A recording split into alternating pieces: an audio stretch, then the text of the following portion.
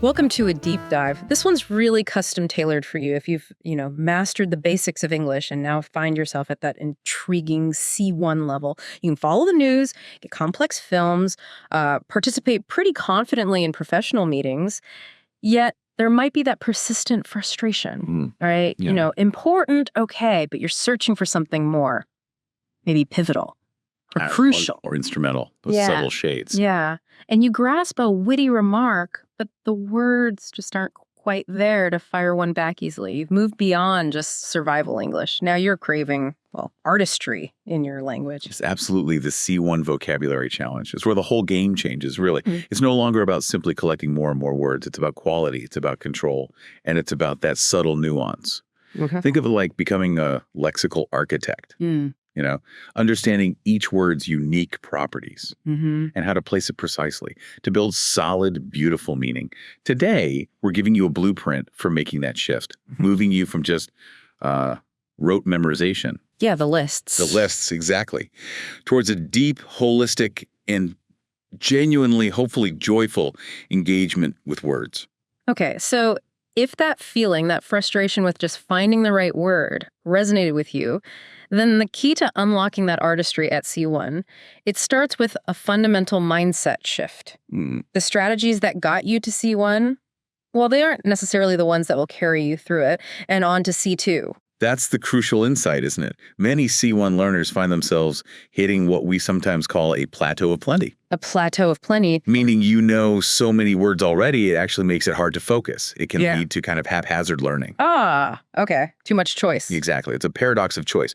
So a more professional approach means understanding your time and energy are finite resources. You need to learn surgically, strategically, not just randomly grabbing words. That makes a lot of sense. I know for me personally, that gap between words I sort of recognized and words I actually used confidently, that was always a real source of frustration. So what's the biggest pitfall people run into when they're trying to bridge that gap, moving from passive recognition to, active use? Well, that's precisely where it gets interesting, isn't it? The biggest pitfall is failing to recognize that your main goal as a C1 learner isn't really to dramatically expand that huge passive outer circle of words you just recognize. Okay. The real goal is to systematically, deliberately move words from that outer circle into your inner active circle, the words you actually use confidently. Right, the ones you can pull out when you need them. Exactly. And that requires a much, much deeper level of engagement than just simple recognition. This is where something like the 10-word rule comes in handy. The 10-word rule. Tell me more. Yeah, the idea is that a pro learner would rather learn, say, 10 words really deeply in a week than superficially memorize 100. It's all about depth over just sheer breadth at this stage. Depth over breadth. I like that. So this really means embracing curiosity, almost like it's your compass. Precisely. What does that actually look like day to day when you encounter a new word, maybe reading an article? Okay, good question. So let's say you're reading and the author uses the word incendiary instead of just controversial. Right. Don't just glide past it. Stop for a second. Ask yourself why. Why that word? What extra layer of meaning, what specific flavor did that choice convey? Understanding the motive behind the word choice. Yes, that desire to understand the motive, that's the real engine of advanced vocabulary acquisition. Yeah. You become a word detective, in a way. A word detective, okay. And to really channel that inner detective effectively, we probably need a system, right? Definitely. Our source material introduces a really practical blueprint here. The 3D framework focuses on depth, dimension, and deployment. This sounds like how we move beyond just, scratching the surface. It absolutely is. And what's really insightful about this framework, I think, is how systematic it is, but also flexible. It helps you build that linguistic mastery step by step. Let's start with dimension 1, depth. This is about going vertical, doing a kind of word autopsy. Oh, word autopsy. Okay, sounds intense. It means understanding a single word in its entirety, peeling back all its layers from its core meaning right down to its very bones, its history. First step, explore multiple definitions. Seriously, ditch the simple bilingual dictionaries for this. Right, the quick translation often misses things. Totally. You need high-quality monolingual learners' dictionaries. Think Oxford Learners, Cambridge Dictionary. Note all the different senses, the different usages. So it's not just what does it mean, but how many ways can it be used and where? Precisely. Then dig into the etymology. That's like the word's DNA. Use resources like Etym Online. Take ephemeral, for example. It comes with the Greek ephemeros, meaning lasting only one day. Uh-huh. Knowing those Latin and Greek roots like bene, mal, spec, port, it acts like a master key. It can help you unlock hundreds of related words. That's almost like having a cheat code for figuring out new vocabulary. It really feels like it sometimes. Next up in depth, synonyms and nuance. Use a good thesaurus, sure, but the crucial part is to analyze the differences. Don't just grab the first synonym you see. Okay. So for ephemeral, you might find transitory, fleeting, momentary, transient. But ephemeral often has this poignant, almost sad feel, doesn't it? Like the ephemeral beauty of a cherry blossom. Yeah, definitely. Floating suggests speed, a fleeting glimpse. Transitory is maybe more neutral, more formal, the transitory nature of power. These subtle differences, these shades of meaning, that's C1 territory. So it's not enough to just know a synonym. You need to know the right synonym for the exact feeling or context you want. Absolutely critical. And finally, still within this depth dimension, identify the word families. Take economy. Yeah. You need to know economize, the verb. Economical, adjective. Economically, adverb. Economist, the person, the noun. Knowing the whole family just gives you so much more flexibility when you're speaking or writing. That is a comprehensive autopsy. So once you've really understood a word vertically, gone deep, what happens when you go horizontal? With dimension 2, dimension word in context. Right. That's the next crucial layer. Because let's face it, a word doesn't exist in a vacuum, does it? No, definitely not. This dimension is all about understanding how a word connects with the words around it. Its place in the sort of social and cultural landscape. First up, and this is critical for sounding natural, mastering collocations. Oh, yes, collocations. The words that just sound right together. Exactly, the friendly words. We say heavy rain, right? Not usually strong rain. Right. Or you make a mistake, you don't do a mistake. Perfect example. Use dedicated collocation dictionaries. OSDIC is a great one. And always, always learn a new word with one or two of its key collocations. So not just remark, but scathing remark or witty remark. That's one of those things that native speakers just know, but it's so hard to learn explicitly as a non-native speaker sometimes. It really is. Then within dimension, you need to understand register. Think of it as the formality scale, knowing when a word is appropriate. To ameliorate a situation, very formal. To improve a situation, pretty neutral. To make a situation better, much more informal. You got to know which one to use for the right impact, whether you're, in a formal meeting or just chatting over coffee. And I guess feeling the connotation that words emotional flavor that's closely related to register too. Very closely related. Words with similar dictionary definitions can carry wildly different emotional baggage. Think about thrifty. It has a positive connotation, right? Yeah. Suggests wisdom, resourcefulness. Sounds good. Economical is more neutral. But cheap or stingy, definitely negative connotations. Unpleasantly unwilling to spend. Right. You wouldn't want to mix those up. Exactly. Mastering connotation is key to expressing your attitude precisely and, frankly, avoiding misunderstandings. Okay, so we've gone deep into the word itself. We've explored its connections horizontally, but none of that really sticks unless you can actually use it. Right. Yeah, absolutely. So that brings us to dimension 3, deployment, making the word active. Using it. What's the best way to start putting these words into action? This is where the rubber meets the road, so to speak. Yeah. Moving the word from just passive understanding to active, confident use. And it's arguably the most crucial dimension. One really powerful technique is the sentence ladder. The sentence ladder. Yeah. Don't just write one basic example sentence and call it a day. Create sentences of increasing complexity and, importantly, personalization. Take a word like ubiquitous. Start simple. The new smartphones have become ubiquitous. Fine. Then add more context. In modern cities, the glow of screens is a ubiquitous, almost unavoidable part of the nocturnal landscape. Getting better. Then personalize it. Add your opinion, maybe even other advanced vocabulary. While the convenience of ubiquitous Wi-Fi is undeniable, I sometimes worry about its perhaps pernicious effect on our ability to disconnect and be truly present. Wow, okay. That really pushes you beyond just basic recall. It forces you to integrate it. Exactly. Integrate and manipulate. But where's the best place to make those first, maybe awkward attempts without feeling too much pressure? Good point. You need a low-stakes playground, a safe space to practice without fear of judgment. Your private journal is perfect for this. Or even just talking to yourself. Oh, okay. Seriously. Or commenting on online forums about your hobbies, like Reddit threads. The stakes are low there. Right, anonymous practice. And once you've built up a bit of confidence in that playground, then you graduate to the deliberate deployment mission. This is a really proactive technique. Choose, say, 3 to 5 target words you've learned deeply that week, your mission. Use each one at least once in a real, meaningful conversation or piece of writing. so it holds you accountable. It does. And finally, for really cementing that understanding, there's the Feynman technique. Named after the physicist. That's the one. The core idea is, if you can teach something simply, you truly understand it. So try explaining your new word, its nuance, its collocations, its register to a language exchange partner, or even just imagine explaining it.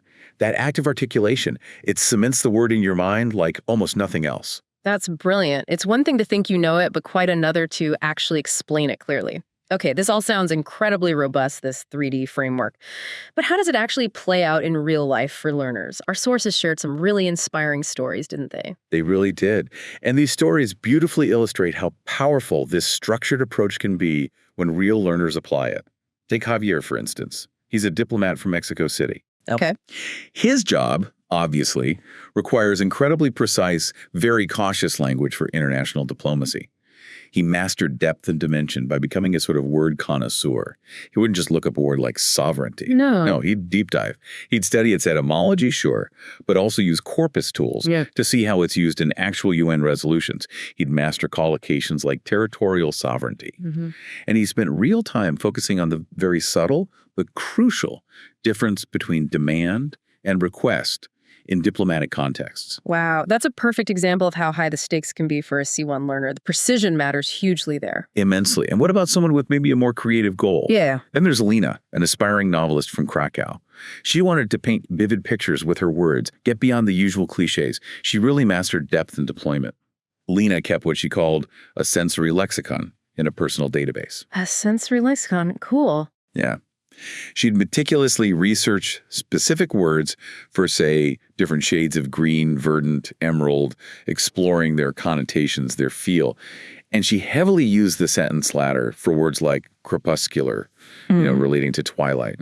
She'd build from a simple definition right up to a rich, personal, descriptive sentence, really focusing on sensory details and collocations. I can almost picture the twilight scene she's describing. That's effective. Isn't it?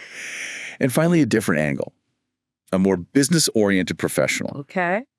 Consider Kenji, a senior software engineer based in Tokyo. He was struggling with all that corporate jargon and those idioms you hear in global team meetings. Oh, yeah, like boil the ocean. Exactly. Boil the ocean, stuck in the weeds, things like that. Yeah. He focused on dimension and deployment. He created a special Anki flashcard deck just for what he called Silicon Valley speak.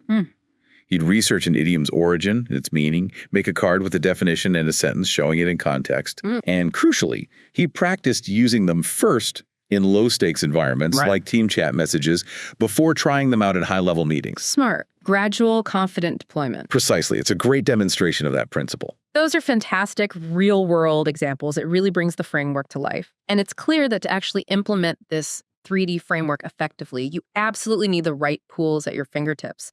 Definitely. What are the essentials? What should a C1 learner really have in their toolkit? Yeah, the power of modern tools in this whole process is just remarkable, really.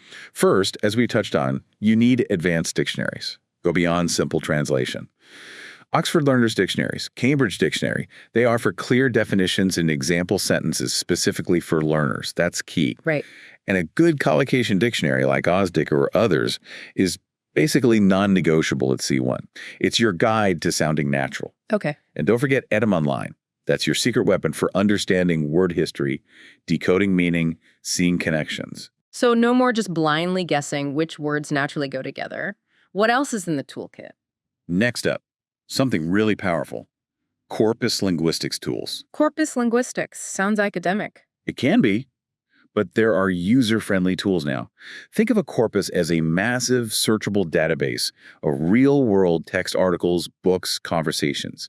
It shows you how language is actually used by millions of people. Okay, so practical usage example. Exactly. A tool like Skell, that's Sketch Engine for language learning, is great. It's user-friendly, gives you example sentences, common collocations, shows grammatical behavior. It's like having a superpower, honestly. Yeah. You can see words in their natural habitat. That sounds incredibly useful for really understanding words in action, not just in theory.